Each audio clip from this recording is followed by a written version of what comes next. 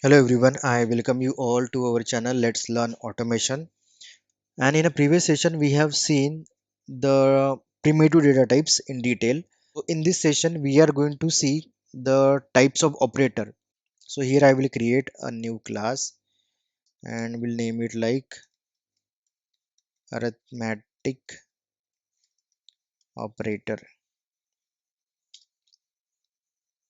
So this is the class, and we are going to see the six types like arithmetic here, then relational, the next one, then logical, then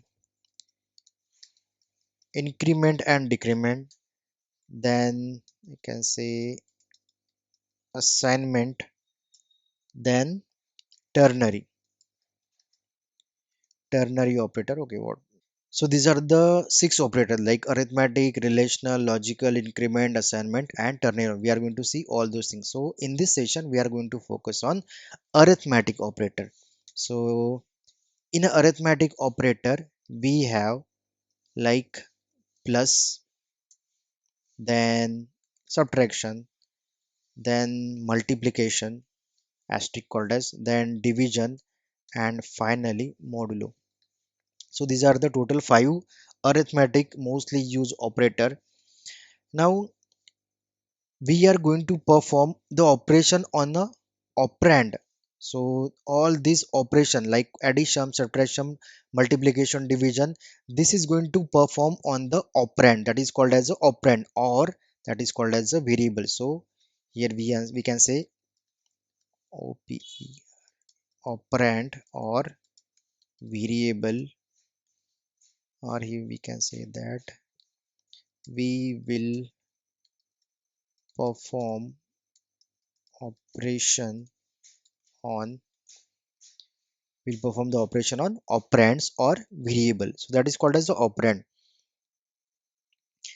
So now let's concentrate on the plus. So we know that what is plus. So first of all, we'll declare two variable num1 equal to 100, num2 equal to 200. So these are the two variable.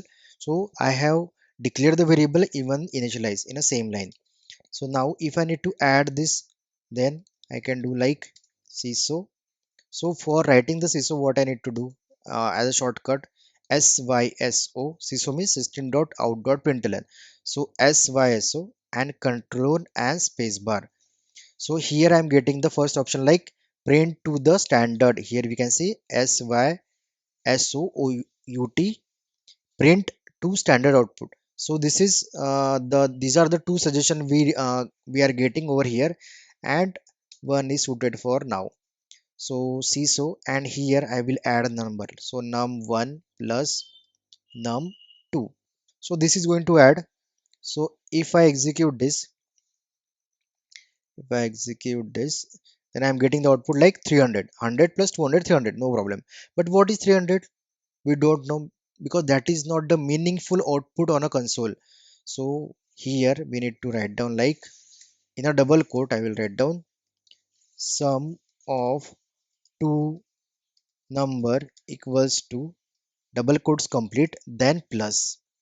And if I run it again, then I am getting sum of two number 100 plus 200. I am not getting 300 as output, because this is what the string, then this is the concatenation operation, this is variable, again this is concatenation operation, again this is the variable. So there is no addition is happening over here. Here we are just printing string, num1 variable value and num2 variable value. So addition is not performing here. So for that I just need to use the brackets, by which addition will be performed first, then only this will be printed completely. So if I execute this, now I am getting the sum of two number equal to 300. So while writing down in a system.out.println, we need to take care that we are going to print the value of variable or the expression. So expression should be written in a brackets, by which to get the meaningful answer or the right answer. Then subtraction, we can do the same thing, or I'll just copy this and we'll use the minus sign over here. So now this is the subtraction. If I execute, then I'm getting the minus 100. Then there is no issue. Only the thing like here I need to change subtraction of two number, and if I execute, minus 100. Then multiplication. Again, I'm using the same thing.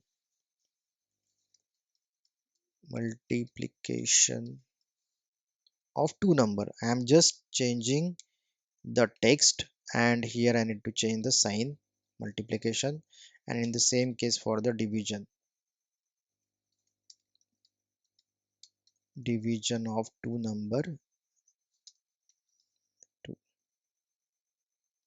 So what I'm getting, sum of two number 300, subtraction minus 100, then multiplication of two number 100 into 200, that is 20,000, and division of two number, because 100 divided by 200 we are getting 0, because 200 is not capable to divide the 100, because 100 is a bigger number.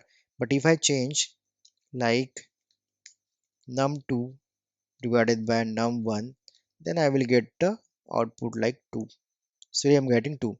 So this is what the normal addition, subtraction, multiplication and division operation. And finally we have the modulo operator. So let's try to understand modulo. This is what somewhat tricky. So let's comment all those things, and we can concentrate on a single line or single output. So in CSO I will write down like for example 10 by 3, and if I try to execute, then I am getting 3. I am not getting 3.3 because by default these number are integer. We have seen in a previous session why by default these number are integer we have seen. So 10 divided by 3 we are getting 3, because something is remain over here, and it is able to print only the integer number because we are performing the operation on integer value. That's why we are getting 3, not the 3.33. So for example, if I do like this 10.0 and divided by 3.0. Now in this case we are getting the exact answer like 3.33. So this is what the perfect answer, but by default as number are integer, so that's why we are getting 3 over here and not the remaining portion. So this is the this is what the difference between the integer and float. Now if I use modulo operator over here in the place of division, so actually this particular modulo operator, we can say that it return the remainder. It return the remainder. Remainder means whatever the value remain to divide. Okay, so here we can say that here we are getting the output like 3, and 3 into 3 9. So here 1 is remaining, because 1 is still there which is not divided. So if I execute this, then we are getting 3 and 1. So division is 3 and modulus is 3, is 1. Again, if we use the any another example, so like see, so and 10 by 11, and I will use the modulus operator too. So here what is the expectation? 10 by 11, here we are getting 0, not in the point, because this is not the float, this is the integer value. So that's why we are getting 0, because 11 is not capable to divide the 10, because 11 is a bigger number than the 10. And here what we can see that we know that this modulo return the remainder. So here we are getting remainder as a 10, because 10 11 is not capable to divide the 10. So that's why whatever the value here we are getting directly as output. So if I execute this, then I'm getting 0 and 10, 0 and 10. Again, if I take the example like say so, and we take 17 divided by 4, and we'll use the same one with the modulo operator. So here